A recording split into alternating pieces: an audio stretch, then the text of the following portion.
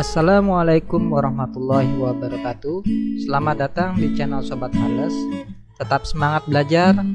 Semoga channel ini bermanfaat untuk teman-teman semua. Namun sebelum kita mulai, jangan lupa klik tombol subscribe dan tombol lonceng agar teman-teman tidak ketinggalan notifikasi update terbaru dari channel Sobat Hales. Pada pertemuan ini akan membahas mengenai normalisasi. Normalisasi dalam rancangan basis data dapat dilakukan dengan dua cara berikut. 1. Menerapkan normalisasi terhadap struktur tabel yang telah diketahui. 2. Langsung membuat model entity relationship.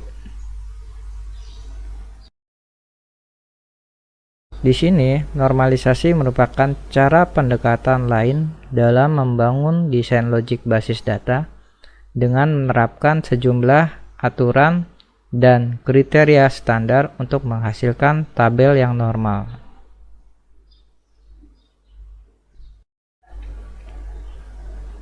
Beberapa pengertian normalisasi sebagai proses pengelompokan elemen data menjadi tabel-tabel yang menunjukkan entiti dan relasinya. Normalisasi adalah proses pengelompokan atribut-atribut dari suatu relasi sehingga membentuk well-structured relation.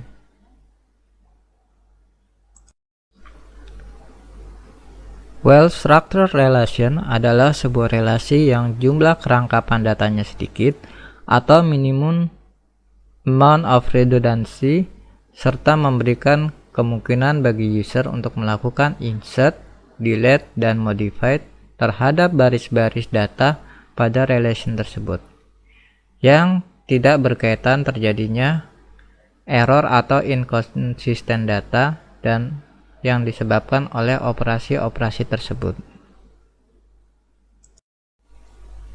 Beberapa keuntungan normalisasi diantaranya yaitu 1. Meminimalkan ukuran penyimpanan yang diperlukan untuk menyimpan. 2. Meminimalkan resiko inkonsisten data pada basis data. 3. Meminimalkan kemungkinan anomali pembaruan. 4. Yaitu memaksimalkan stabilitas struktur data. Anomali di sini sebagai bentuk penyimpangan atau error atau inkonsisten data yang terjadi pada saat dilakukan proses insert, delete, maupun update.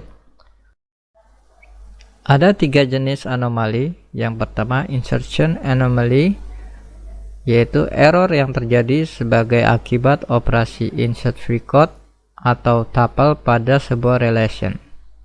Kedua, deletion anomaly, yaitu error yang terjadi sebagai akibat operasi delete record atau tuple pada sebuah relation. Ketiga, update anomaly, yaitu error yang terjadi sebagai akibat inconsistent data dari operasi record atau tuple sebuah relation. Problem-problem pada relation yang sudah dinormalisasi diantaranya dengan performance problem, masalah terhadap performa database. Selanjutnya referential integrity problem, masalah yang timbul terhadap referensi antara data-data di antara dua tabel atau lebih. Beberapa konsep yang harus diketahui yaitu field atau atribut kunci. Ini sudah dibahas pada pertemuan 2. Selanjutnya yaitu keberuntungan fungsi. Atribut kunci atau field dalam database terdiri dari 1 super key, 2 candidate key, 3 primary key, 4 alternate key, yang terakhir 5 foreign key.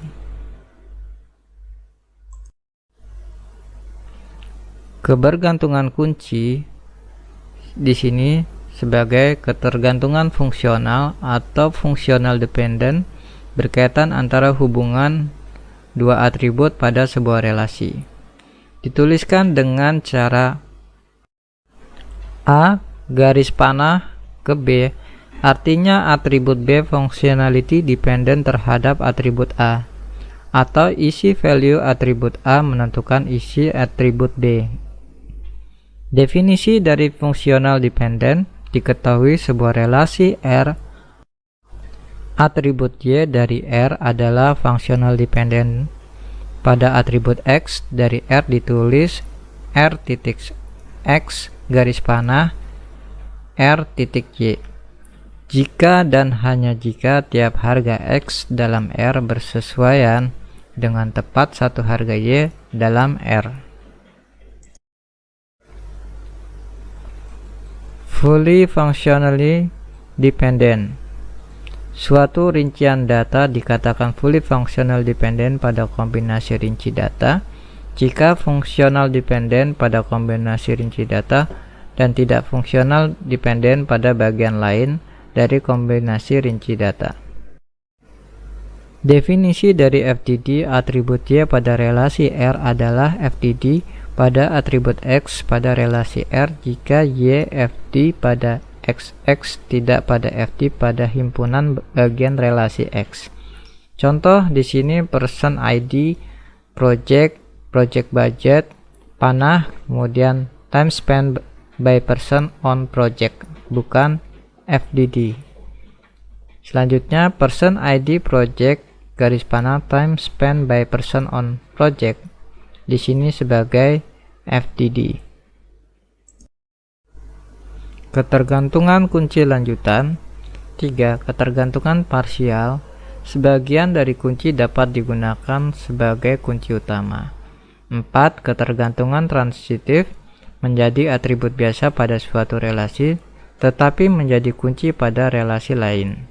5. Determine suatu atribut atau fit atau gabungan atribut di mana beberapa atribut lain bergantung sepenuhnya pada atribut tersebut. Bentuk normal. Aturan-aturan normalisasi dinyatakan dengan istilah bentuk normal. Bentuk normal adalah suatu aturan yang dikenakan pada relasi-relasi dalam basis data dan harus dipenuhi oleh relasi-relasi tersebut pada level-level normalisasi. Beberapa level yang biasa digunakan pada normalisasi adalah yaitu bentuk normal pertama 1NF, bentuk normal kedua 2NF, bentuk normal ketiga 3NF, bentuk normal by so-called BCNF, selanjutnya bentuk normal keempat 4NF, bentuk normal kelima 5NF. Oke, selesai sudah sesi kita kali ini. Semoga bermanfaat untuk teman-teman semua. Jangan lupa klik tombol subscribe dan tombol lonceng agar teman-teman tidak ketinggalan notifikasi update terbaru dari channel Sobat Harles. Wassalamualaikum warahmatullahi wabarakatuh.